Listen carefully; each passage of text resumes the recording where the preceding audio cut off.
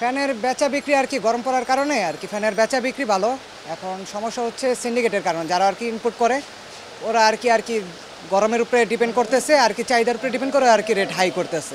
নিচ্ছি আমার ম্যাকাও পাখির জন্য। ম্যাকাওর আমার খামার আছে, ওদের ঠান্ডা রাখার জন্য এই ওয়েদারে, এটার জন্য নিচ্ছি। আর দামের বিষয়ে আমি আর দাম কম্পেয়ার করি না, মনে যদি লাগে আমি ফ্যানটা নিয়ে নিব, মনের সাথে অ্যাডজাস্ট হলে। বেচে কিনা বলতে কি শুধু কারেন্টের ফ্যানগুলোই চলতেছে, এভাবে চার্জার ফ্যান কোনো চলতেছে না, ঠিক আছে। কারেন্ট ফ্যানগুলো বেশি চলতেছে। ওনার কাছে 2টা ফ্যান বেচে আমি 500 টাকা লাভ করছি। উনি পাখির কথা বলাতে আমি আরও কমাই দিয়েছি, ঠিক আছে। অথচ উনি অনেক 5টা দোকান দিয়ে খাইসা আমার কাছে কম পাইছে, এটার জন্য আমার থেকে লিখছে আর কি। চার্জারগুলো একবারে সোলো, লোডশেডিং নাই, এটার জন্য দামও এমন একটা বাড়েও নাই, এবার জন্য চলন। হ্যাঁ, একটু চলে চার্জার ফ্যান, লোডশেডিং হলে এগুলো একটু চলে ভালো আর কি। চার্জার ফ্যানগুলো এই বেশি একটা দামেও ডিফারেন্স হয় না, 500-600 টাকা ডিফারেন্স হয় আর কি। এই ফ্যানের বেচা বিক্রি আর কি গরম পড়ার কারণে আর কি ফ্যানের বেচা বিক্রি ভালো। এখন সমস্যা হচ্ছে সিন্ডিকেটের কারণে, যারা আর কি ইনপুট করে ওরা আর কি গরমের উপরে ডিপেন্ড করতেছে, আর কি চাহিদার উপরে ডিপেন্ড করে আর কি রেট হাই করতেছে।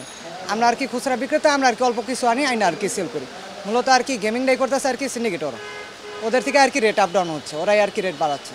গত মাসের তুলনায় এই মাসে আর কি ছোটো ফ্যান থেকে শুরু করে বড় সাইজের যে ফ্যানগুলো আছে 300-400 যেমন সাইজের উপরে ডিপেন্ড করে 1000 টাকা পর্যন্ত বাড়ছে এক মাসের ব্যবধানে।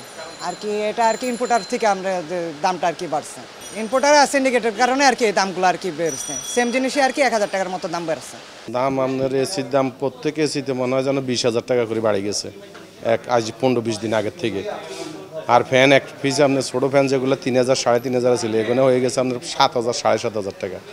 সব কিছু অতিরিক্ত নিয়মের একবারে ওভার হয়ে গেছে, যেটা আপনার বলার মতো না। এটা যদি প্রধানমন্ত্রী চায় কিছু কমানোর লাগে হয়তো চেষ্টা করে, তাহলে কমবে। আর আল্লাহর রহমত যদি বৃষ্টি হয় তাহলে অটোমেটিক কমে যাবে। অ্যাকচুয়ালি দাম না, বাজারে দামের কোনো পণ্যের দাম বাড়ে নাই।